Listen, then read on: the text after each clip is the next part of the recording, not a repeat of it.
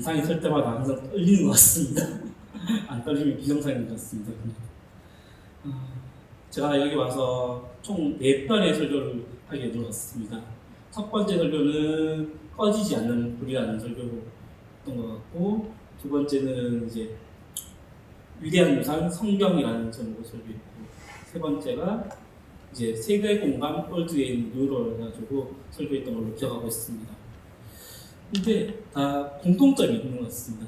첫 번째와 오늘 마지막 설교는 이제 저희의 마음, 이 예배에 대한 마음이었고, 두 번째와 세 번째 설교는 이제 저희 자녀 세대들에게 꼭 진짜 물려주셨으면 하는 유산이 성경이라고 말씀드렸습니다.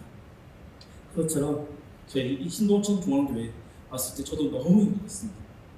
그래서 저도 떠나고 싶진 않지만 어쩔 수 없이 목사님께서 말씀하셨다시피 올해 진짜 목사고시 합격하면은 해야 되거든요. 또 해야 되는 상황이기도 하고, 안수 받고 아니 다시 돌아온다면은 진짜 더 열심히 힘기도록 하겠습니다. 말씀 나누도록 하겠습니다. 혹시 우리 성도 여러분 중에서 기억에 남는 선물 있으십니까? 기억에 남는 선물. 저는 개인적으로 두 가지가 있습니다. 첫 번째는요, 제가 2008년도 때 대학교에 입학했을 당시, 저희 학교는 저는 일반 대학교 아닌, 저도 아시다시피 영남신학대학교에 재학하게 되었습니다. 그러다 보니 그때 당시에 학교에서 신앙 사경회를 2박 3일 동안 가야 되는데 어디로 갔느냐? 원주 치악산에 있는 명성 수양관에서 했습니다. 그때 어찌나 그때 감동이 왔던지 말씀 주제마다 은혜롭게 받았다 보니까 너무 뜨겁게 기도를 했다 보니 3일째 된 날이 목이 완전 잠겼던 겁니다. 목소리가 아예 안 나온 거예요. 그때. 그래가지고 그때 어머니께서 전화 왔지만 전화가 못 받은 거였습니다. 그러다 보니 그 소식을 동생이 들었던 겁니다. 그래가지고 동생은 그때 당시에 고등학교 1학년, 저랑 3살 차이입니다. 그래가지고 자신이 이제 학교 마치고 집에 돌아오는 길에 가게에 들려가지고 복캔디 갑이 아니라 통으로 된 거 있지 않습니까? 큰 거. 그래가지고 그것을 집에 아까 한 정도 주면 뭔데? 물어보니까 열어봐. 그러니까 열어보니까 복캔디인 거야. 와, 너 뭐냐? 그러니까 형 잠겼다며. 먹고 풀라고. 고마워. 그런 선물이 기억이 하나 있고요. 또 하나는 이제 전 여자친구가 태권도 사범이었습니다. 진짜. 오, 무섭더라고요. 근데 태권도 오다니 못치는 그 친구. 그래가지고 사범으로 일하면서 바쁜 와중에도 불구하고, 사범이 관장님보다 더 바빠요, 솔직히. 진짜. 그런데 불구하고, 바쁜 와중에도 불구하고, 제 생일에 맞춰가지고, 차량용, 차량에 쓰이는 휴대전화번호, 알림 쿠션 있지 않습니까? 그걸 직접 수놓아가지고, 제 생일 선물로 준 겁니다. 그게 너무 기억이 납니다.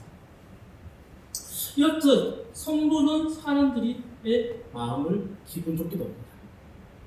과연 우리 성도분들은 어떠한 선물을 받았을 때 제일 기분이 좋았는지 궁금하긴 하네요. 목사님 어떤 선물 받았을 때 제일 기분 좋으셨습니까? 야, 먹을 거. 저도 이제 먹을 거 좋아하지만 저는 살 빼야 되는지 요즘에 먹을 거 잘 하고 있습니다. 이렇듯 선물도 사람 상황과 상대방의 마음을 맞추는 것이 가장 중요합니다. 그런데 우리나라에서는 좋은 의미로 선물이지만 해외에서는 이거는 선물이 아니라 너와 인연을 끊겠다는 선물이 있습니다. 가까운 예로 우리 바로 옆에 있는 나라 중국에서는요, 칼을 절대 선물하시면 안 돼요. 왜냐하면요, 너와 나와의 사이에 이제 결별이야 하는 의미의 선물이 나옵니다. 그렇기 때문에 만약에 원수지간인 사람이 있다면은 이제 그 칼로 선물해 주시면서 잘 먹고 잘 살아라는 의미도 있겠지만 너가 이제 결별이야 하고 딱 꺼내시면 될 것 같습니다. 그리고 얼마 전에 프랑스 파리에서 올림픽이 열렸지 않습니까? 프랑스에서는요, 카네이션을 절대로 선물하지 않는다고 합니다. 이유는요, 우리나라에서는 장례식 용으로 쓰이는 꽃이 국화지 않습니까? 그것처럼 카네이션이 프랑스에서는 장래용 것이라고 합니다.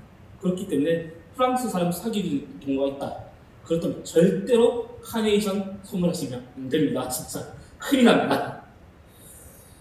이렇듯 선물은 때와 상황에 맞게 하는 것이 정말 중요하게 된 것입니다. 소재가 원래 히브리어로 민하라고 합니다.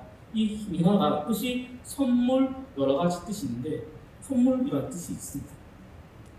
근데 이 소재는요, 우리 레위기의 5대 제사가 있는데 그 중에서 유일하게 곡식으로 드려지는 제사입니다. 티가 없는 제사라는 것이죠. 반대로 소재 이외의 나머지 번제, 화목제, 나머지 제사들은요, 피가 있는 동물이 반영이 동물로 드려지는 제사입니다. 즉 피가 있는 제사인 것이지. 그래서 여기서 소재, 과연 이 소재는 무슨 뜻일까 궁금하실 텐데요. 소재는요, 힐소자에 제사 제자가 있어서 하얀 제사라는 뜻입니다.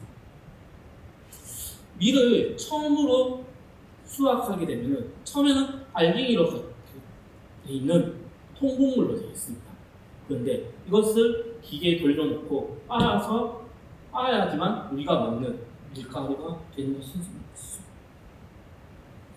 그래서 이 소재의 주재료는 동물이 절대 아닙니다. 동물이 절대 아닌 새하얀 밀가루인 것입니다. 이러한 고운 가루로 우리가 어떻게 하나님께 최고의 선물을 드릴 수 있는지 함께 알아보고자 합니다. 첫 번째로 우리가 하나님께 선물하기 전에 마음 자세를 먼저 알아보기를 원합니다. 본문에 앞서서 먼저 마태복음 22장 37절을 제가 읽어드리겠습니다. 예수께서 이르시되 내 마음을 다하고 목숨을 다하고 뜻을 다하여 주 너의 하나님을 사랑하라 하셨으니. 예수님께서는 마태복음 22장 37절에 이렇게 말씀하셨습니다. 이 말씀은 신명기 6장 5절의 말씀을 그대로 인용하신 것입니다. 예수님께서는 왜 이런 말씀을 하셨을까요? 왜? 이유는 어려울 것 같지만 단순합니다. 우리가 지, 정, 의, 우리의 내면 세계, 전 인격을 동원하고 또한 마음을 바치고 그리고 최선을 다하는 모습과 최상의 모습, 자세를 보이는 것이 하나님을 사랑하는 것이며 그 마음이며 동시에 예배하는 것이라고 말씀하고 있는 것입니다. 그런데 우리가 여기서 잊지 말고 까먹지 말아야 될 것이 하나 있습니다. 여기서 이 안에서 주인공은 우리 자신이 아니라, 이 예배의 주인공은 우리가 아니라 온 우주 만물을 창조하신 하나님이라는 것입니다. 예배의 주인공은 하나님인 것은 당연하지 않느냐고 말할 수도 있습니다. 하지만 우리가 그것을 간혹가다 잃어버릴 때가 많은 것이죠. 그것을 간과하고 넘어갈 때가 많습니다. 아무리 자기가 똑똑하고 사회에서 진짜 힘 자랑하고 또 잘 나간다고 하더라도 하나님 앞에서 온 우주 만물을 창조하신 그 하나님 앞에서 우리는 단지 티끌밖에 안 되는 존재일 뿐입니다. 그럴수록 우리는 더욱더 온 힘을 다하고 하나님을 섬기는 자가 되어야 하는 것입니다. 본문 1절 보면 이렇게 나왔습니다. 고운 가루로 예물을 삼아 그 위에 기름을 붓고 그 위에 유향을 놓아 하고 적혀 있는 것을 우리는 볼 수가 있습니다. 본문 1절 말씀과 방금 말씀드렸던 마태복음 22장 37절 이 말씀과 무슨 연관이 있을까 싶을 것입니다. 과연 이 말씀이 무슨 연관이 있느냐? 그러면 당시 상황 구약시대 때 특히 소지에 들어간 예물 중에 하나가 고운 가루 중에 보다 더 비싼 재료가 하나 있습니다. 또한 유향 그리고 기름. 유향은 정말 그때 당시에 정말 비싼 재료였어요. 그리고 기름 또한 비싼 재료죠. 그리고 밀가루, 이 고운 가루도 그냥 얻어지는 것이 아니지 않습니까? 여러 번의 수고를 거쳐야지만 나오는 가루인데 얼마나 비쌌겠습니까? 그것처럼 그렇기에 소재는 최고의 선물인 것이며 선물인 예배인 것입니다. 앞서 말씀드렸듯이 하나님 앞에서 우리는 전 인격을 동원하고 또한 마음을 다 바치고 최선을 다하는 모습과 최상의 모습을 보여야 하는 것입니다. 저는 아동부 예배를 종종 하는데요. 아동부 찬양 중에서 편지가 되었습니다 라는 찬양이 있습니다. 거기서 이 찬양 가사 중에 진심을 담아 예배 드릴 때 편지가 되었습니다 라는 그런 가사가 있습니다. 저도 이 찬양을 부를 때마다 어제도 잠깐 들어봤는데 너무 내가 되는 것이 있습니다. 이 편지는 바로 우리의 예배의 모습인 것입니다. 진심을 담아 예배 드릴 때 편지가 되었습니다 라고 적혀있는 것을 보면서 그렇기에 앞서 말씀드렸다시피 우리 이 예배의 주인공은 내가 아니라 우리가 아니라 오직 온 우주 만물을 만드신 창조하신 하나님이신 것입니다. 그렇기에 그 정성이 담긴 편지 그것을 들을 때 하나님께서는 받으시고 그것을 또 답장을 써주십니다. 그 답장을 통해서 우리의 삶이 변화될 줄 믿습니다. 또한 그러한 변화된 삶을 통해서 그냥 막 살아서는 안 되겠죠. 그래서 하나님 나라에 쓰임받고 또한 하나님 나라에 쓰임받는 간증의 주인공이 되기를 소망합니다. 두 번째로 선물의 양을 한번 생각해 보았으면 좋겠습니다. 본문 2절을 다 같이 한번 읽어보기를 소망합니다. 아론의 자손은 제사장들에게 가져갈 것이요 제사장은 그 고운 가루 한 움큼과 기름과 그 모든 유향을 가져다가 기념물로 제단 위에 불사를 지니 이는 화제라 여호와께서 향기로운 냄새니라 이렇게 적혀있습니다. 거기서 우리는 한 움큼이라는 단어를 눈여겨볼 필요가 있습니다. 그리고 저는 성경 개정만 보는 것이 아니라 다른 성경권을 골고루 보는데요. 여기서 우리가 볼 필요 있는 성경은 공동 번역 성경인데요. 공동 번역에서는 이렇게 나와 있습니다. 제가 읽어드리겠습니다. 아론의 혈통을 이어받은 사제들에게 가져와야 한다. 그 향 전부와 기름에 밀가루를 한 줌 가득 움켜 내어주면 사제는 그것을 정성의 표시로 받아 제단에서 살라야 한다. 이것이 불에 타면서 향기를 풍겨 야훼를 기쁘게 해드리는 제사이다 라고 적혀 있습니다. 개역개정에서는 한 움큼으로 적혀 있고요. 그리고 공동번역에서는 한 줌 가득 움켜라고 적혀 있습니다. 여기서 중요한 것은 한 움큼과 한 줌 가득 움켜의 의미입니다. 한 움큼과 그리고 한 줌 가득 움켜를 히브리어 원어로는 코메츠라고 적혀 있습니다. 이것을 해석해보면 뭐라고 적혀 있냐면요. 가득 차다, 그리고 충만하다, 풍부하다, 그리고 만족하다는 의미로 적혀 있습니다. 그래서 레위기 9장 17절에도 이렇게 적혀 있습니다.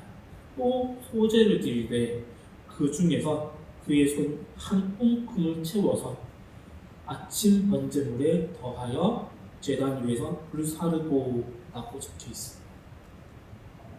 이렇게 한 움큼 그리고 한 줌 채워서 라고 적혀 있습니다. 여기서 우리가 주목해서 봐야 되거든요. 한 움큼과 한 줌 가득 웅켜의 의미, 수적인 의미인 수사가 아니라 많다는 것을 의미하는, 많음을 의미하는 관용사로 생각해야 될 것입니다. 여러분, 우리가 사랑한 사람에게 얼마나 좋은 선물 준비하십니까? 그리고 선물 줄 때 그 사람이 받았을 때 기뻐서 날뛰는 것을 상상하며 선물을 준비하지 않겠습니까? 그리고 상대가 받았을 때, 그 선물 받았을 때 기분 좋은 모습 보이면 서로 날아오르는 기쁨이 주체를 감당을 못합니다. 감동의 난리가 나는 것이죠. 이처럼 하나님께서 우리에게 엄청난 크나큰 선물을 우리에게 주셨습니다. 그 선물은 바로 무엇이냐? 예수 그리스도를 통한 그 믿음을 통한 구원이라는 큰 선물을 주셨습니다. 과연 이 선물을 값으로 매길 수 있을까요? 못 매깁니다. 누가 1억을 줄 테니까 네가 믿는 예수랑 나랑 바꾸자 하면 바꾸시겠습니까? 저는 절대 못 바꿉니다. 절대 못 바꿉니다. 이렇게 하나님께서는 우리에게 이러한 크나큰 선물을 우리에게 주셨습니다. 그리고 우리가 받았습니다. 그렇기 때문에 우리는 하나님 보시기에 가장 좋은 것을, 그리고 가장 아름다운 것을 선물로 올려드려서 하나님께서 기뻐하시는 예배자가 되기를 소망합니다. 세 번째로, 우리의 희생과 수고를 통한 선물이 되어야 합니다. 성도님, 혹시 떡을 만들어 보신 적 있으십니까? 또는 떡을 만드는 거 보신 적 있으십니까? 떡을 만들 때 그냥 만들어지는 것이 전혀 아닙니다. 떡은요, 또 쌀을 불리고 또 불리고 해가지고 또 방앗간에 가가지고 또 기계 넣고 돌려가지고 여러 번, 그냥 한 번 빻아가지고 된 것이 아니라 또 몇 번을 빻아가지고 고운 가루를 만들더라고요. 또한 고운 가루로 그냥 그것을 또 찌느냐? 그것도 아니더라고요. 한 번 더 체에 내려가지고 더 고운 가루로 만들어가지고 그것이 떡의 주재료가 되고 그것을 가지고 뜨거운 증기로 익혀내야지만 우리가 맛있게 먹는 송편이 되는 것이고 떡이 되는 것입니다. 떡도 이렇게 수고로운 과정을 거쳐야 우리 입에 들어와서 즐거움을 주지 않습니까? 이처럼 예배도 똑같습니다. 우리가 이 예배를 과연 어떻게 생각하고 있는지 다시 한번 생각해 봤으면 좋겠습니다. 예배는요, 정말 쉬운 것이 아닙니다. 쉬운 것이 아니고요. 쉬운 것이 아닙니다. 심각하게 진짜 쉬운 것이 아니라 정말 어렵고 수고로운 절차가 있어야 되는 것입니다. 예수님께서 우리를 위해서 친히 십자가를 지셨습니다. 지시면서 그 십자가를 지시면서 구원이라는 선물을 우리에게 주실 때 예수님께서 내가 너희 때문에 너희를 위하여 내가 십자가를 친히 지고 간다고 상승되셨습니까? 전혀 아니십니다. 오히려 예수님께서 그때 당시에 피 묻은 그 옷과 심지어 등짝이와 온몸에 피투성이신 그 예수님께서 그 무거운 십자가를 그냥 묵묵하게 지고 가셨습니다. 지셨고 또한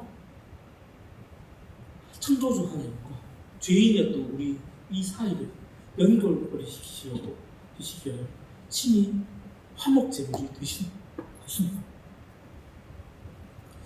저는 올해 나이 37, 나이가 친구들 젊죠.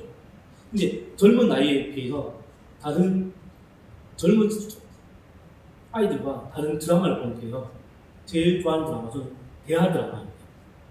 용의 눈물이나 세조왕건이나 그런 드라마 제일 좋아합니다. 그리고 이것을 바탕으로 저는 한국 역사를 되게 좋아하는 것이죠.